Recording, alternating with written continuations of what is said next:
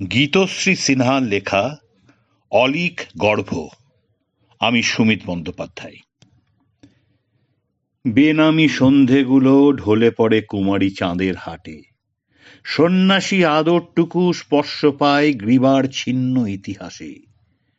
নিদ্রাহীন সপ্তর্ষির নুয়ে থাকা অভিমানী একজোড়া চোখ কবিতার শরীরে আড়মোড়া ভাঙে। সময় উদাসীন, আদিগন্ত বিস্মৃতির কোলাহল, রাত শেষের হলুদ চাঁদ বিসর্জনের মুহূর্ত আঁকে।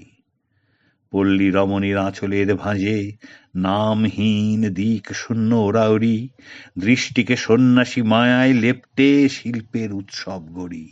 যেন ঘুমহীন চোখে কবিতা যাপন উতলা চাতক।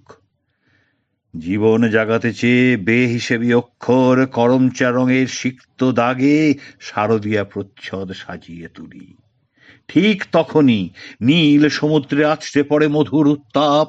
আঁচলে ঢেউয়ের হাসি মুখ, ভিজে চুলে আশকারা সোহাগ দেখায়। ঠোঁটে ক্ষীণ হাতছানি সৃষ্টির খেলায় হেলানো সন্ধে বেলায় বলে, পারলে আমায় রাখো পায়ে, স্পর্শ সুখ বন্যতায়। এভাবে মুহূর্তের আড়ালে কবিতার জন্ম হয়।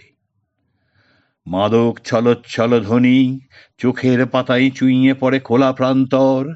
সঙ্গোপনে ঝড় ওঠে, ব্যতিক্রমী আরণ্যক মাদকতা আসক্ত।